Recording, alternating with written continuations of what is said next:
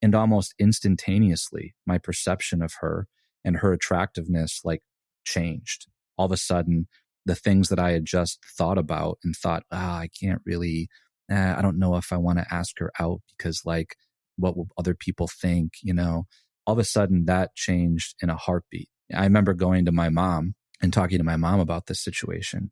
And she was just very good about helping me to not give such a shit about what other people thought about me, and just like made me feel okay with not being okay. I mean, applies to all of life. So the only advice I can really give is, what I think my parents did for me.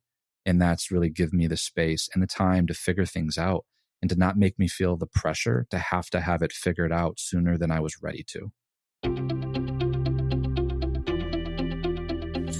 I'm Srini Rao, and this is the Unmistakable Creative Podcast, where you get a window into the stories and insights of the most innovative and creative minds who've started movements, built thriving businesses, written best-selling books, and created insanely interesting art.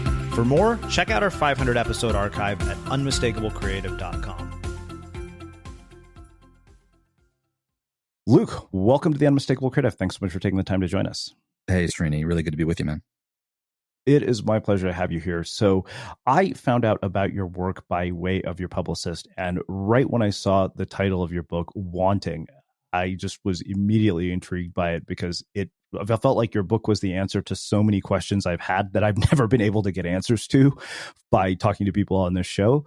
But before we get into all that, I want to start by asking what I think is a very fitting question given the subject matter of your book. And that is, what social group were you a part of in high school? And what impact did that end up having on the choices that you've made through your life and where you've ended up? Oh man, that's a great question. I mean, I don't know if I knew then, and I still don't know if I know now. I had a really weird high school experience. I got kicked out of one high school at the end of my sophomore year for just getting in a fight, like defending somebody else. And, broke my femur my freshman year. So I was on crutches for most of that year. So I went from being a star quarterback to being this depressed dude who hobbled around and needed people to carry his books for him the whole year. Really rough start to my high school, which made my identity formation all the more difficult. Like, am I a jock? Am I a nerd? I'm kind of smart, but I don't know how much I should show it or how much effort I should put in. I kind of like theater. So I had a real identity crisis. And I, as pretty much I think everybody does when they're in high school. Yeah. So it's super hard for me to put my finger on it. But if I was to try to describe who I was just a guy who was thinking too critically about the environment that he was in. I kind of extracted myself. I refused to go to prom and homecoming. I was like, I'm not going to do this stuff. So I was kind of a loner, to be honest with you. I was all I could think about. I went to high school in Grand Rapids, Michigan. All I could think about was college, and I need to just get through this and get to college. And I know I want to go to college in New York City. That's about the only thing that I know. And I just kind of counted down the days. I know that's kind of a depressing way to start the podcast. Basically, I think it's an incredibly insightful way to start the podcast because my first thought was, isn't all of adolescence just one gigantic identity crisis? Yeah. I mean, it certainly felt that way for me. Yeah, well, I don't think you're alone because I felt that way. I mean, to me, high school was just basically a barrier between, living with my parents and getting the hell out of there to go to college. It was just a pit stop, especially because I moved so many times. But one thing I wonder, based on the background that you have and your research that you've done, why is it that adolescence is such a gigantic identity crisis for so many people? And why do you get that sort of hierarchy that exists of popular kids and not so popular kids when you look at this, just based on your experience? Because like I said, I think that was one of the things I just kept seeing examples of what you've done in this book. Just I could trace them back all the way to 8th grade.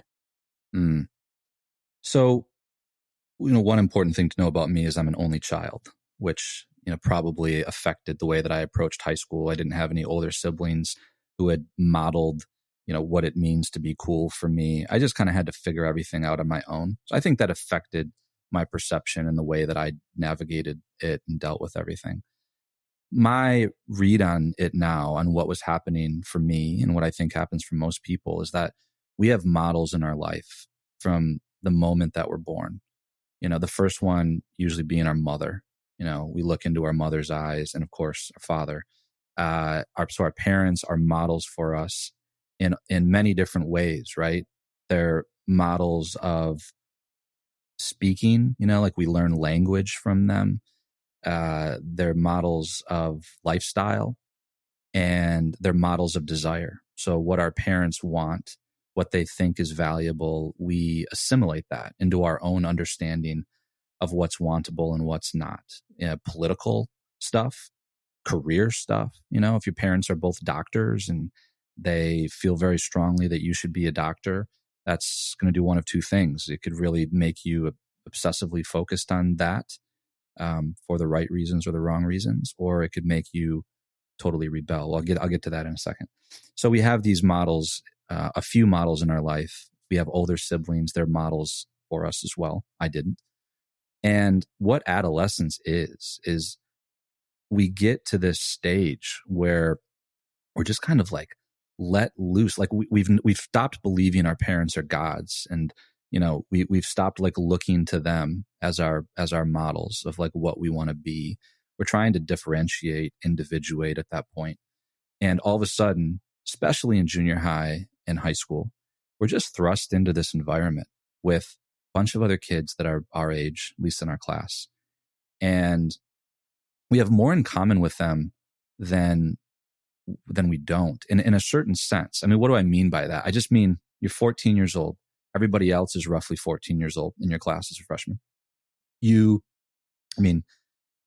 don't have any money, like you're all even though you might come from families of different degrees of wealth, you still have to ask for money if you want it, right? Unless you have a job.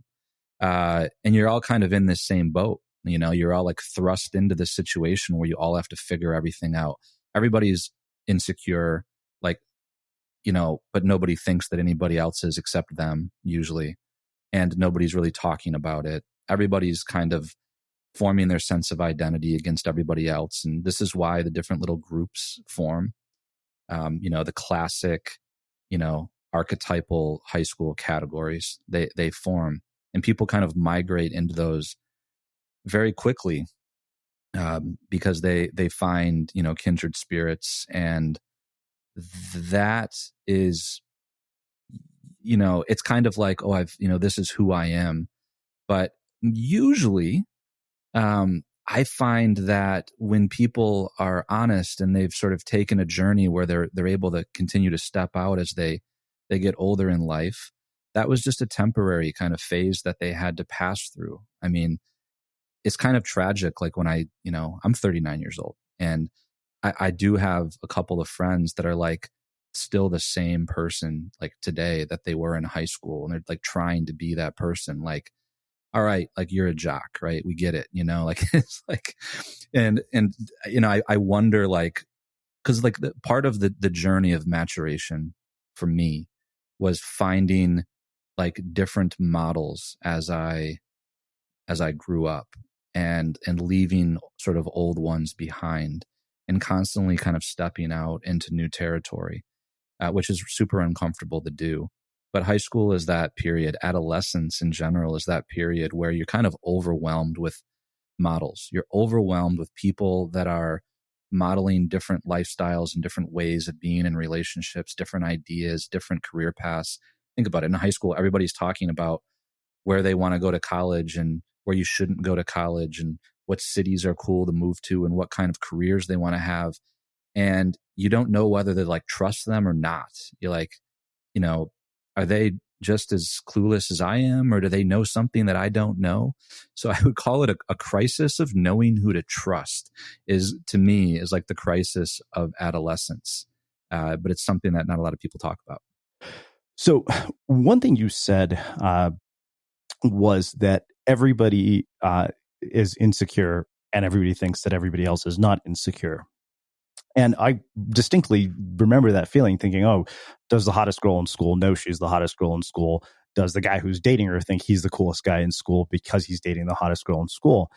And it's only, I think when you reflect on it as an adult that you kind of look back and you start to see, wow, everybody is way too self-absorbed to actually give a damn about, what you think about them, because they're so worried about what everybody else thinks about them. But, having had that experience, what would you say to parents who are listening to this who might have children who feel insecure about their sort of status in adolescence? Well, I'm not a parent yet, so I'm like sort of highly uncomfortable to say anything about that. I'm still trying to figure that out. And like, luckily I have, I just got married a few weeks ago. So, I may have about 10 years to figure this one out, man. So, I think, let me just tell you a quick story from my high school. My parents were great. Love my parents and just so supportive of me, like giving me room to roam and run and explore new things. And were never critical of me, just like, okay, go try that, and if you fall on your face or if you don't like it, then you learned a lesson and you moved on. They never really tried to steer me really strongly in one direction or another. Like my dad was never adamant that I played a certain sport or a certain position in that sport. They never were insistent that I go to like a certain college, like their alma mater. They were great about giving me like a sense of freedom to figure things out on my own. And like I said, I did have that identity crisis, and it manifested itself in all these weird ways where just to give you an example, I think this is a common example, actually. I met this particular girl who was in my class who I wasn't physically attracted to. But she was smart and kind of weird and like into this stuff. And I didn't really give her a second thought, right? Then one of my friends, a guy that I really admired, who like all of the girls were crazy about, just took an interest in her all of a sudden and thought that she was the most fascinating girl in the whole class. And almost instantaneously, my perception of her and her attractiveness changed. All of a sudden, the things that I had just thought about and thought, I can't really, I don't know if I want to ask her out because what will other people think, all of a sudden that changed in a heartbeat. I remember going to my mom and talking to my mom about this situation. And she was just very good about helping me to not give such a shit about what other people thought about me, and to, just made me feel okay with not being okay, if that makes sense. I mean, applies to all of life. Sometimes it's okay to not be okay. We all just need to be doing great all of the time. And she was very good about not making me feel even more insecure than I already was. So the only advice I can really give is, what I think my parents did for me. And that's really give me the space and the time to figure things out and to not make me feel the pressure to have it figured out sooner than I was ready to. Yeah. Well, the thing that's interesting to me, particularly the way that we socialize and educate people in the United States, and especially in my culture, is that we definitely are taught to have something figured out before we're ready to. People are making plans for their life in high school. And I remember going back to my high school AP English teacher's class, and all these people were so worried about what they were going to do with their life after high school. And what I realized was that no matter how many plans I made, life definitely didn't go according to plan. Well, yeah. And I deal with this on a daily basis because one of the hats that I wear is I teach college undergrads in business. And they come their freshman year of undergrad and feel an extraordinary amount of pressure. Professor Burgis, what internship am I going to have this summer? And they're freshmen. I'm like, I don't know. I was a server at Pizzeria Uno, in the South Street Seaport, after my freshman year of college. It's one of the best decisions I ever made, I learned service. I learned how to put up with people that are pretty mean to me sometimes, right? It don't tip. And it took me a really long time. And they just feel like such pressure. And sometimes I feel like the greatest gift that I can give them is kind of the one that my parents gave me. It's like, there's no ticking clock on your life right now. Like, just because all of your classmates know what they're going to do this summer doesn't mean that you have to. It might just mean that they're, making bad choices too soon because they feel pressure to do so. Or they're just like, sort of following some mimetic path because they think that if they, it's like a video game where like you have to get this thing at this level, you can't move on to the next one. My life has not been that linear. I don't know about you, but it just hasn't quite, it just hasn't quite worked like that, right? Like I can go like 3 years. It's like being a writer. You like not write anything for like a long time, for months and months. And then everything comes to you in one day. You've been banging your head against the wall. And my life in general has kind of been like that. Yeah, mine too. No, mine hasn't been anything but linear. Well, as somebody who spends part of your time in a college classroom, and this is something I ask educators every time I get to talk to one, if you were tasked with redesigning our education system for the future, what would you change about it? What do you think works? What do you think doesn't? I think that there should be a huge emphasis on mentorship from an early age. Mark Andreessen has written about this, and It's Time to Build. I think there should be a real emphasis on mentorship from like almost like an apprenticeship model, so people can experiment doing different things rather than simply reading textbooks and taking quizzes, right? So I'm a huge fan of Montessori education. I talk about that in the book. Even though I didn't have it when I was a child, the more that I've learned about it, the more it kind of is in line with what I've learned in my research about mimesis and mimetic desire. The teacher introduces a student to some topic and then really gives them room to roam. But I don't think that there's any substitute for having personal mentorship. And one of the things I worry about as we try to scale new models of education, and more of it is technology driven, more of it's moved online. Of course, the pandemic has accelerated that. That's kind of a different story. I am kind of old school, and I just think there's no substitute for a personal encounter. There's no substitute for, Robin Williams, right, in Dead Poet Society, like looking you in the eye and believing in you and caring about you. Like, people don't care about what you have to say until they know that you care about them. And, it's going to be very difficult to recreate that the way that we're moving if everything just becomes technical. So I love the humanities and the liberal arts. I think they're important, but I think the most important thing is that humanity and that personal encounter, because there's just no way to recreate that. I mean, we're humans. We need the contact, and I'm almost kind of like a small is beautiful guy here. Like I understand as an entrepreneur and a startup guy the importance of being able to scale things, but there's a real tension there with the way that I think we learn best, the way that we learn to be in relationship with other people. And, my wife and I have talked about this with our kids. I think we're going to want to have them in kind of a smaller environment where they can be nurtured and where they can just be exposed to a lot of different kinds of people with different ideas and get some hands-on work. And also the physicality, I think, is important too. I think that education also happens in and through the body.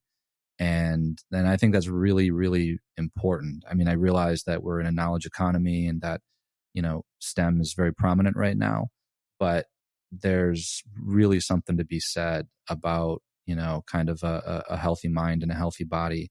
And we learn many things through doing. I think I'm a particular doing kind of learner. And there's like a tacit knowledge that comes with that is impossible to describe. It's like if you ask me, Luke, how do you ride a bike? And I tried to describe to you how to ride a bike. If you followed my instructions, I mean, first of all, I probably wouldn't even be able to articulate in any kind of coherent way how to ride a bike. And if you followed my instructions, you would never be able to ride a bike.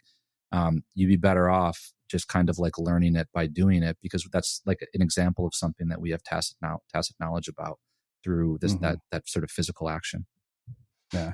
Well, I mean, it reminds me of learning how to surf, because I can't teach somebody how to learn how to surf anymore, because I did it for so long that even if I deconstruct the process step by step, it's so unconscious to me at this point that it's useless when somebody gets in the water. And it's funny because that's literally what a surf lesson is like. The instructor basically teaches you how to stand up on sand, and then moving water is a very different beast than sand. So the land lesson they teach you on how to pop up becomes completely useless the minute you get in the water. And one of my friends said, how do you actually figure out the timing? And I told him, I said, just come to the beach every day. I've had the same experience. I tried to learn how to surf. It was one of the hardest things I've ever done. And I just had to I was out there all day, and, I ended up being able to stand up and ride a wave in for, 10 seconds, and I was stoked. And I thought I was going to be a lot better than I was, because I know how to snowboard. And, I've had a very similar experience with snowboarding. It's like, you can only tell somebody so much. I mean, when I tried to teach my wife, then my girlfriend, how to snowboard, I mean, it's a shocking that we're even still together after that day. Like, really, I was so bad. And she was like, Luke, why didn't you just tell it to me this way? And I'm like, I don't know. I don't remember. Like, I'm doing my best. You're just going to have to fall on your butt like 25 times. Sorry. Well, I'm an avid snowboarder as well. And it's funny because I made the transition from surfing to snowboarding. That was easier because when I tried like 15 years prior, I couldn't snowboard to save my life. And so now my rule is, look, if you're coming snowboarding with me, I'm going to get you to hire an instructor, because I can't teach you. I know that you'll, and it's funny, I've heard the breakup story from A Day on the Mountain from numerous people before. No, I'm the same way. I will never try it again, right? I think I have the humility to be like, no, an instructor, they actually do this for a living. Yeah. So you brought up the physicality of education, and this is something that really struck me, because my old mentor, Greg Hartle, he did this project called $10 on a Laptop, where he traveled around the country, wanted to visit all 50 states, work one-on-one with 500 people, and then start a business in an industry he knew nothing about. And, he ended up doing all of that. And the caveat to the whole project was that he could only use the $10 in a laptop to accomplish all those goals. And that $10 ended up being worth like 10 million in equity and cash. But one of the things that he said that really struck me, he said his biggest regret about that project was how much time he actually spent on the internet. He said that he would have been far better off if he had done nothing related to a blog, did the project, kept a very minimal online presence. And he said, look at the difference between when I talk to you on the phone and when I come and meet you in person. Look what we did in 2 weeks versus, 6 months of talking on the phone. So, as somebody who, mentioned that, like, why is it that in-person learning leads to such a sort of exponential curve and rapid uptake that you don't necessarily get through, a virtual mentorship? We're incarnate creatures, I mean, we have bodies and eyes and ears, for a reason. And we pick up on so many signals, from body language to tone of voice, that we lose some of them even in Zoom. Like we think that it's replicating a real situation, but it's not at all. I mean, it's weird, like what other situation are you like looking at yourself while you talk? It's not normal. And I've just seen it like, we had to move mostly online for the last 12 months and the learning is slower. I don't know if all in-person education is necessarily, moves that much faster, because I mean, there's bad in-person education and learning, but when it's done well, I think that a good teacher knows how to communicate in a myriad of like subtle ways with cues, just like a good sports coach does. Like a really good coach is able to, let's just say basketball coach is able to basically give subtle sort of cues and use language that gets you to do certain things that he would never be able to do in like a written context or a phone context, because it's there, right? It's like the look of the eyes, right? Like never make that pass again or whatever. Like the amount of things that are communicated in an instant are impossible to replicate in other formats. And it's hard to fully explain. I just think this is the way that social life is in general. Like we're picking up so much more. The learning is happening without us knowing that 99% of it is even happening. Mm-hmm. Yeah. Well, let's shift gears a little bit. What has been the trajectory of your career that ultimately led to writing this book and focusing on this topic? I graduated from undergrad business school, worked on Wall Street for a very short period of time in New York and Hong Kong. I was an investment banker and was miserable, and kind of had this realization that if I don't get out now, I may never get out. I'm like too competitive and too ambitious, and everybody says they are, and then nobody does. And I didn't want to go the traditional route of going to business school. So I had an opportunity to start a company with my cousin in California, moved straight from Hong Kong to Hollywood, and started a company out of a little 2-bedroom apartment right under the 101 in LA, and ended up, grew that company, exited that company, and spent the rest of my 20s starting a few more companies. So startup world, I was never in Silicon Valley. I was in Southern California. And eventually I moved to Vegas, where I met Tony Hsieh, and I opened the book with a story about one of those other 3 companies, Fit Fuel, and the potential merger that I was working on with Zappos. And I had this kind of idea of like how my life as an entrepreneur would go, and it never went according to plan.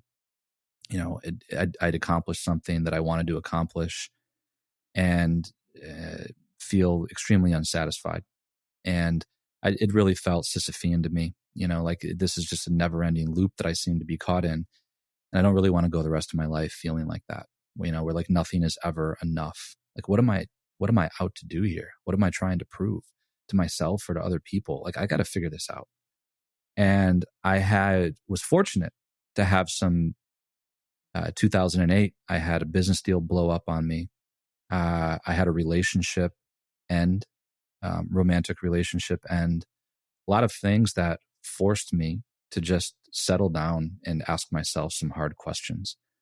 I don't know if I would have been able to do it myself. Like sometimes it's almost like take something outside of you to kind of force you into to do the things that you need to do, whatever that is. Sometimes, unfortunately, it's like a tragedy, a health scare, whatever. For me, it was just having my sense of identity really, really shaken up by some events. Like I didn't think that I could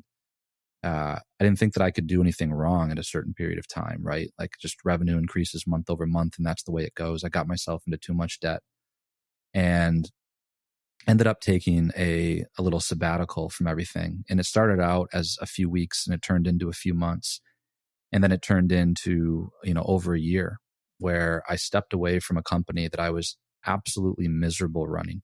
And I was like, I guess, Luke, you could fight and scrap and, you could save this company, but is that really the way that you want to spend the next year? Why don't you just cut your losses and take some time? I was lucky that I didn't have to work during that period. So I had enough to be able to travel and to read and to just explore some things. And that's what I did. And I wish I had done it 10 years earlier. I just never, there's things that they don't teach you in school. Like they don't teach you how to discern, which of your desires is illusory and sort of driven by your ego, and which of them are a little more genuine and are going to lead to fulfillment. Who are you, right? Like what project are you going to work on? What creative thing are you going to make that's a reflection of kind of who you are and what's important to you versus what the market wants? And often there's a real disconnect there between what the market wants and what you want to do. I mean, this is classic artist dilemma, right? And I had this artist dilemma as an entrepreneur. Like, if I can do a lean startup and just build what the market wants me to build, because that might make me miserable. Even if I'm successful, I could be absolutely miserable. So over the course of those few years, I sort of came back to myself, and I'm using language a little deliberately because it was kind of the words that opened the the Inferno, the Divine Comedy, right? Kind of lost in the dark woods and sort of, had went out of himself and didn't know where he was or who he was. And I had that moment for sure.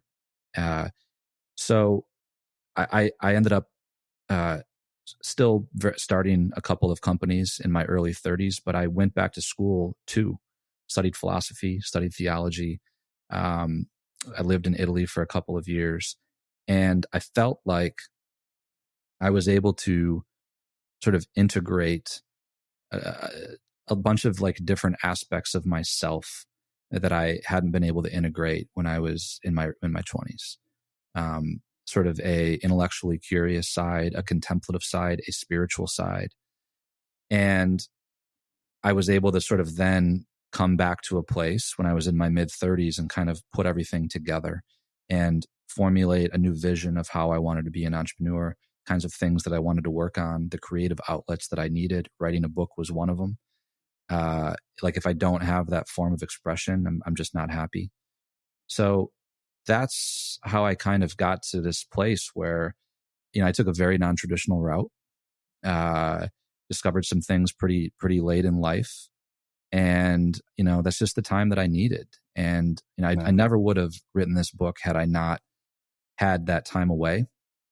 My book would have just been kind of purely, kind of like your typical kind of like hustle porn book if I hadn't taken that time away. And instead, I realized that I wanted to show that it's okay to have your values shaken up and to have different values as an entrepreneur, which you then find a way to manifest in your life and in the world. And that's been my journey so far. Wow.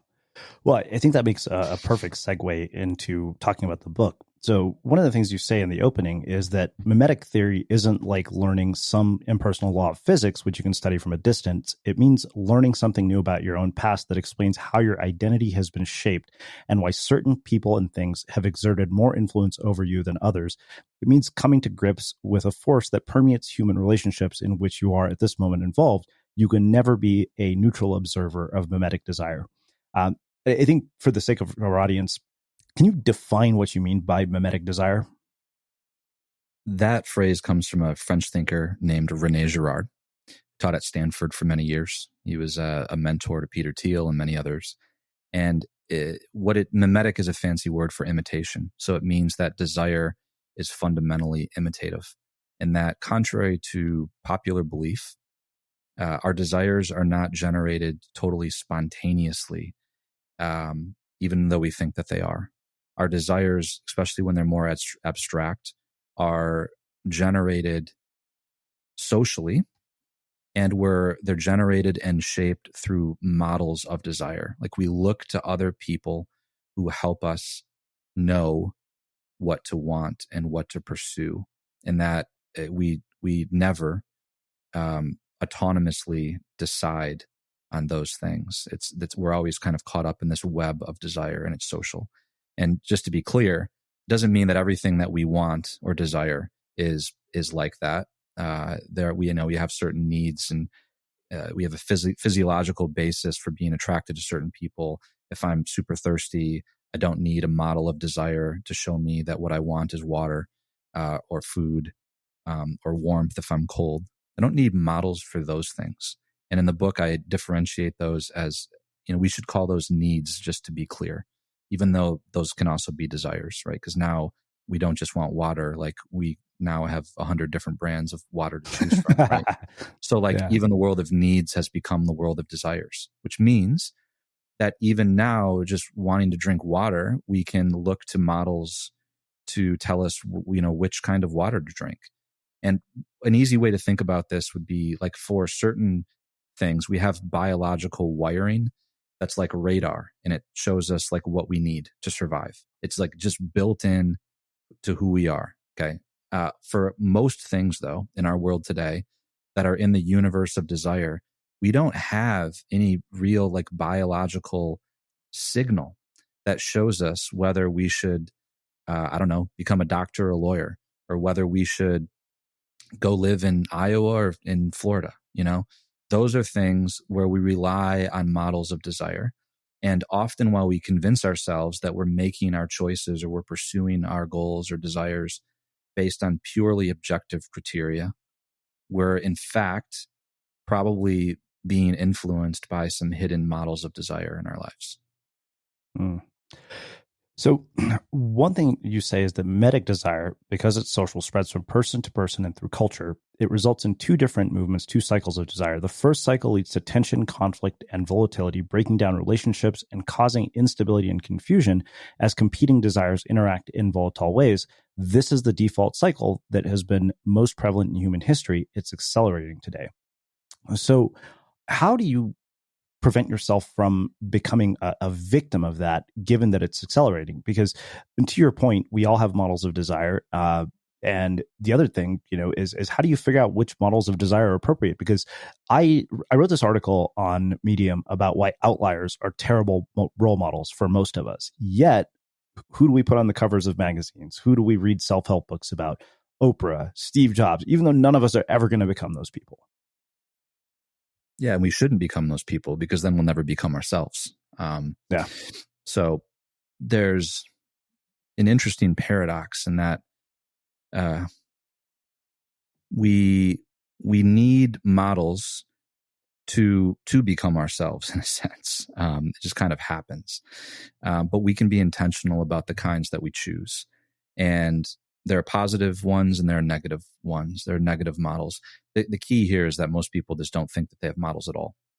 After we're like above the age of 7 and, we've stopped openly acknowledging our role models, most of us at least, we go out into the world as adults and we assume that we've left that behind, when in fact we're affected by both positive and negative models of desire all the time.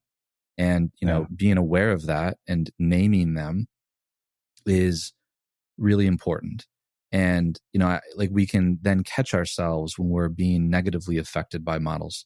So, Girard said that kind of the default path that mimetic desire takes, if we're not aware of it, is that it pulls us into rivalry with others and sort of an obsessive focus on measuring ourselves against other people. Because if we want what somebody else has wanted and we're paying attention to their path and what they're achieving, we sort of can't get them out of our head. We're constantly forming our identity over and against them, and it leads to conflict, and it just leads to misery. And I see this happening in our culture. A lot of times, it happens in politics too, where we become obsessively focused on, sort of people that we would consider our rivals or our enemies. And it ends up determining like a large part of our behavior. Like if they do X, then we have to do Y. Or this constant sort of needing to outdo the other. And we compete for power or status or reputation or whatever it is. And recognizing that we can get caught up in these kind of ridiculous games where we've like lost sight of what we wanted in the first place. Because the problem with having powerful models is they can become larger than life, and we can become fixated on them, which impedes our own growth and development, and there are certain models we need to let go. There are certain rivals that we need to just kind of like forget about, and we'd be much happier. But that's a process that doesn't come natural to us, right? We don't want to let go of those things because in some sense, our identity has been formed through them. Like our identity is that we're anti this or anti that. And think about how kind of weird that is, or how unhealthy that can be if the core of our identity is being not what another person is. And this absolutely is, I think, what we see today in America. I hear more about like what we're against than what anybody is for. And I think that's incredibly unhealthy. And this is one of the core parts of the book, is that is a function of mimetic rivalry. That other person that you're against or anti is actually in some ways a powerful model of desire for you. Like you care what they want, and you probably can't want the same thing as them. Or if you do want the same thing as them, you have to get more of it or something like that. And we're all kind of caught up in this. And I think the only way to heal or to move forward is to be a little anti-mimetic in some ways. And it's to kind of resist that temptation to simply react, and to regain the self-possession and the freedom to respond, not in kind, but in a more generous way. To be able to move out and forge our own path and not accept the narratives that have been given to us by whoever, by our family, by our society, by the news, because these narratives are only forming more division and more mimetic tribalism, in my opinion. Yeah. It brought up something for me. I had a listener once who emailed me. He said, sorry to tell you this. He's like, I love your show, but the people who you have are making me feel far worse about my own life. So I'm unsubscribing. And I didn't get offended at all. I said, I can relate, because these are all outliers. But so that raises another question. When you look at mimetic desire, I mean, I feel like self-improvement is rampant with mimetic desire. Everybody from Tony Robbins on down seems to be doing this. So how do you deal with that? Because we also did a series on cults, which, kind of goes back into sort of mimicry and mimetic desire. People often end up in cults because they're trying to improve some aspect of their life. And then instead of improving some aspect of their life, the cult itself becomes their life. Like I went through this. I know you alluded to pickup artists. I went through the seduction community, only to realize I'm like, wait a minute, this whole thing is my life, but I'm not actually any better off than I was before. Yeah.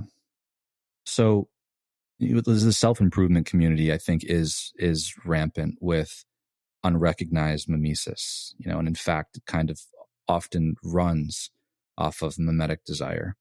There's a whole section in the book about goal setting, right? Like, well, why, right? Like, how often do we question why we've chosen certain goals in the first place? I mean, there's a lot of books written and a lot of money made by people that will try to help you achieve all of your goals, but not a lot of people talking about why we choose those goals in the first place, and whether those goals are actually just like helping other people sell books and whatever. So it's a discussion that we're not having because this is almost it's almost it's uncomfortable, right? It's almost like a layer deeper than what I think people are talking about. So for me, self-improvement is, I mean, obviously we all want to develop and improve. I don't really like the term though. And I've found that the less I focus on my self-improvement and the more I focus on, helping other people, like oddly, my life is better. So there's kind of we're other regarding creatures, we're social creatures. And for me, like the paradox of self-improvement is like the less I'm concerned about myself, the more I'm concerned about, the people I love, the better it goes. And usually I like indirectly end up, reaching those goals that I would have taken a more direct route towards, had I not taken that stance. So yeah, I just think it's something to be aware of. Absolutely. Well, I think that, that's a perfect segue to talking about these two distinctions that you make between what you call Celebristan and Freshmanistan. So first, can you explain what those are? But the reason I wanted to talk about that is you said that people exaggerate the qualities of their models constantly, whether the models are in Freshmanistan or Celebristan. And I think the one, I want to make sure that our listeners have a background on what those two things are. But I realized how easy it is to exaggerate the qualities of people on the internet simply based on potentially manufactured perception.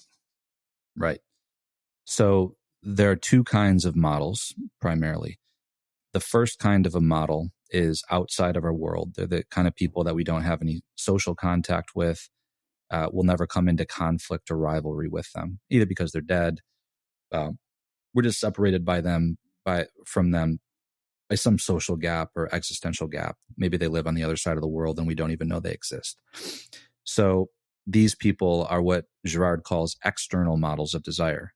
External to our world is why they're called external models of desire. And I coined the term in the book Celebristan to describe them. They live in this world called Celebristan. They're like celebrities. We don't really view them as like threats necessarily to our own sense of self. Like the way that like somebody who's very close to us would.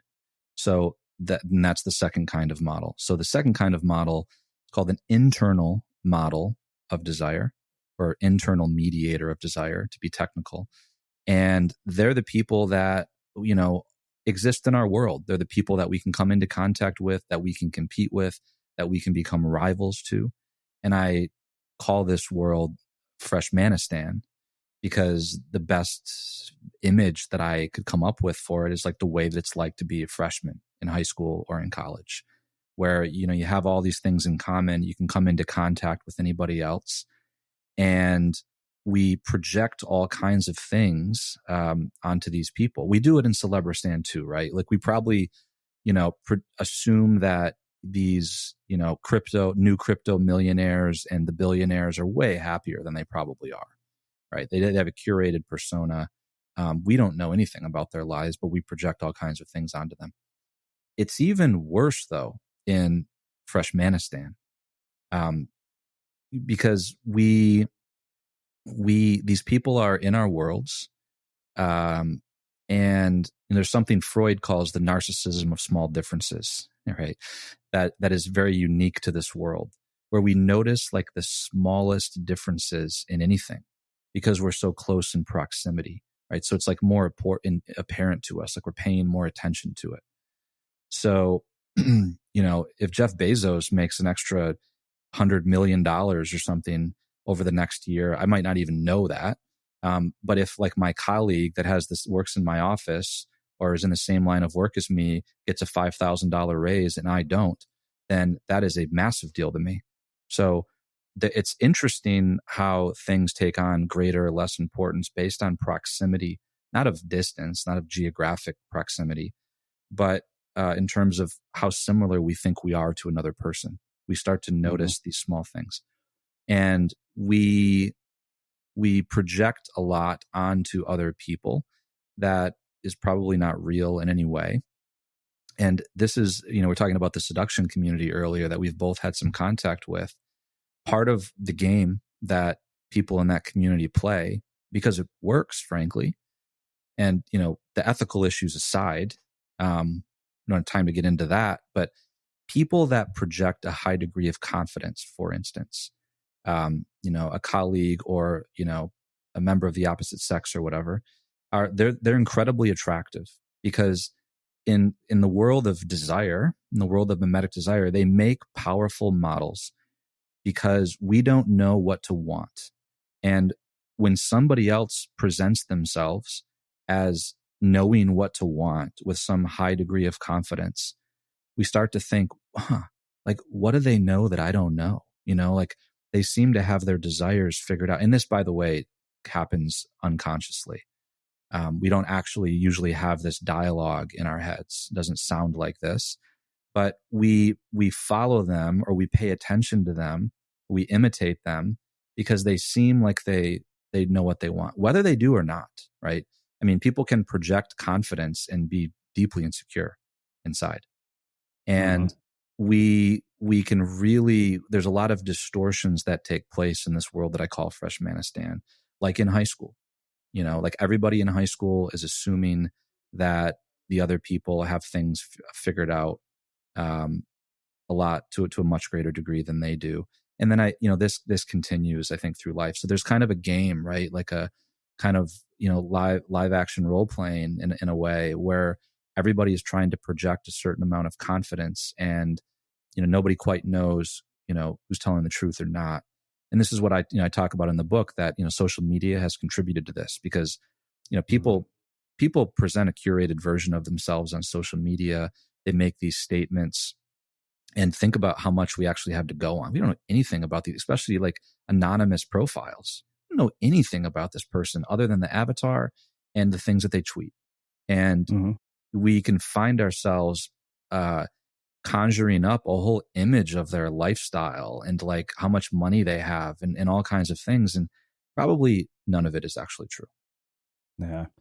It's funny you mentioned desire in the seduction community, because I remember at the beginning of it, I think almost all of us went there because we were just looking for a relationship. We had struggled to meet women. We're like, oh, I want a girlfriend. And you're taught that that is the source of all of your problems, that that's not what you should want. You should want to sleep with as many women as possible. And that's where everything goes off the rails. Right. It's kind of a little, it's like a pivot. You go in just wanting to be in a relationship, a fulfilling relationship. And you're told that, in fact, the relationship's not going to fulfill you. What will is just being with a lot of women. Right. Yeah. Yeah. I mean, I was never in the seduction community. I just read the book, Strauss's book. And I happen to know a couple of people that were, and I didn't know about mimetic desire at the time, but one of the interesting things that I noticed in thinking back on it now is that a lot of the principles in my book can be used in positive ways or in manipulative and negative and destructive ways. Let's just be clear about that, right? Like there are things in the book, if you know them, you can use them for good, you can use them for ill. And I noticed that a lot of people in that community almost like had a tacit understanding or intuited the way that mimetic desire works, because they're like baked into a lot of the tactics that those pickup artists used. Yeah. Well, so I think it's fascinating when you brought up social media, because I saw over and over how many times you referenced it throughout the book. Because I mean, social media really is a breeding ground for mimetic desire. So how do people, learn from models of desire whose content they consume on social media without letting it go so far off the rails that those people basically are influencing every single choice and action and determining their values and distorting their values, more importantly? I think it just has to do with boundaries. It has to do with perspective. And that's hard because the social media companies aren't going to do that for you. That's not in their best interest to create any kind of boundaries. We have to somehow find a way to separate. I don't want to get too philosophical here. So we have to separate the content from the kind of almost metaphysical like trance that certain people or communities can put on us, where they take on sort of like we invest them with far more importance than we should. So there's a matter of like filtering things out, like picking out what's good, being able to spot bullshit when we see it, and just consuming in a really intentional way. I mean, I don't have that quite figured out yet. I don't know if there's any technology that will be built that will do the job for us. I just don't know if there's really any answer other than, I referenced David Foster Wallace in the book, who was concerned about this 20 years ago, like other than developing some serious machinery in our guts and awareness of what this stuff is doing to us, that will help us to take the benefits from it. Because I learn stuff on social media all the time, and I hear interesting things, I see things without necessarily having to ingest the poison along with the good stuff. And that's really hard to do. And, if you figure that out, I'd love to come back on so you can tell me all about it. Cause I don't have it figured out yet. Well, I wish I could say I have, I'm a Cal Newport fan, so I try to limit, my use of social media. But yeah, I mean, I'm with you. That's one of those things. I think that's been a challenge for me, even as somebody who hosts this show, because what do? I talk to people like you all day long. And it took me a long time to stop benchmarking against my guests. Yeah, I think we all have felt that in our own ways, right? In our own domains of life, whatever we're most deeply in, and whatever we spend a lot of time in, whatever world we're in, those people are our benchmarks.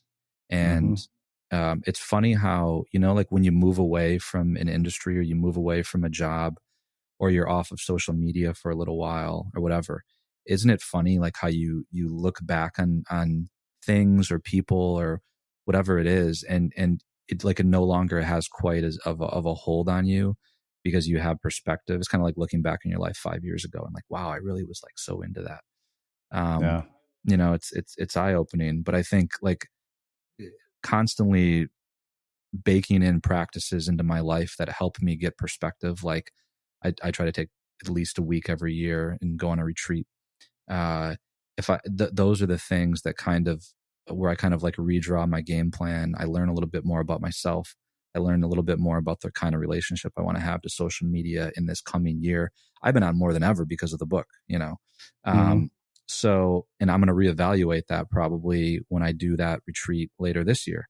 And I Yeah. think whatever that is for you and for the listeners, I would say, you know, it might look very different for you than it does for me. But I mean, whatever you need to do to get that space, I think that's critical. Yeah. Well, I think that makes a perfect segue to where I want to wrap up. And that is with this idea of fulfillment stories, because I feel like there's so much in your book that it would take us 4 hours to actually go as deep as we want to. But the fulfillment story really struck me because I think it was a really interesting distinction between something that is fulfilling and something that's pleasurable. And I feel like too often we tend to confuse the two. So, can you talk about the three essential elements of a fulfillment story and how people apply that to their lives? So a fulfillment story is a story about a time in your life when you did something, you took some action. So it can't be passive, right? You acted to accomplish something or take on some project, and it brought you a deep sense of satisfaction and fulfillment after you accomplished whatever that thing is. And it was enduring. So it lasted to the point where, you know, your fulfillment, your be, I don't know, a football game in high school. And it still brings you joy to think about it today. And that satisfaction was enduring. It lasted. Um, and I have encouraged readers, because this is something I've been doing for 10 years. When I was introduced to this exercise, I went back through my life and I found, you know, a dozen of these fulfillment stories. And it took me a while to even remember some of them, right? It's shocking. Like I'd forgotten some things that happened to me early in my life that were deeply important to me. And isn't it strange that something that was deeply important to me was like covered up through the noise and the mimetic noise that I hear in my daily life? But I recovered them, and it was almost like recovering a part of myself. And as I thought about these fulfillment stories, and I began to think like, well, so what was it in particular that seems to be so satisfying to you, Luke, about achieving these particular kinds of things? And by the way, they don't have to be impressive to anybody else, right? The first time I did this, like my most successful company wasn't even on my list. You know, it was literally a fifth grade science project, a couple of games that I had when I was an athlete, you know, things like that. And I tried to put my finger on what it was that was really driving me and what it was that was so fulfilling to me. And I began to see some patterns. And I promise anybody that does this, you know, you'll begin to see some patterns in your life too. And the reason that's important, you know, I think, you know, having read a little bit of your book, right? I mean, I would imagine surfing would be probably one of Yeah. those things, right? And, you know, the patterns begin to emerge, and it's an indication. It's almost like a fingerprint begins to form, like a fingerprint of your identity, of your, what I call in the book, thick desires, as opposed to thin desires. And thin desires, highly mimetic, change in a dime. Thick desires seem to be the ones like built up like layers of rock in Zion National Park or something, right? Where they're just solid. And even though they can get covered up by leaves and snow that blow away, there's just something like enduring there. And, you know, all of us should really take the time to try to figure out what those desires are. Mm. Wow. Wow. I feel like I could talk to you all day about this. Well, hey, we'll have to do it again sometime, maybe. This is We great. definitely will have to do it again. Well, I have one last question for you, which is how we finish all of our interviews at the Unmistakable Creative. What do you think it is that makes somebody or something unmistakable? I think that it is discovering who they truly are, in the sense of Michelangelo's sense of removing all the extraneous stuff. And there is a sort of a unique identity. I'm you know, what they call in philosophy an essentialist. You know, I think that, you know, people do have an essential kind of created design, and part of life is about figuring out what that is. And the people that are able to do the best job excavating, the best job removing all of the fluff, all of the non-essential things, are the ones that discover that sort of unmistakable unrepeatable core, and they use it to make beautiful things and to leave a fingerprint on the world when they leave this world that only they could leave. And that's pretty awesome. I truly believe that everybody has something that they are meant to do that only they can do. And if they don't do it, it's lost to the world forever, which is a tremendous responsibility, but also pretty awesome to think that, we all have a really important mission. Amazing. Well, I can't thank you enough for taking the time to join us and share your story, your wisdom, and your insights with our listeners. Where can people find out more about you, the book, your work, and everything that you're up to? I so enjoyed this conversation. Thanks so much for having me on. They can read more at lukeburgis.com. I publish a Substack at least once a week, a lot of stuff that didn't make it into the book. And you can find me on social media too. So. Ironic. Yeah. Awesome. And for everybody listening, we will wrap the show with that. Thank you for listening to this episode of the Unmistakable Creative Podcast. While you were listening, were there any moments you found fascinating, inspiring, instructive, maybe even heartwarming? Can you think of anyone, a friend or a family member who would appreciate this moment? If so, take a second and share today's episode with that one person, because good ideas and messages are meant to be shared.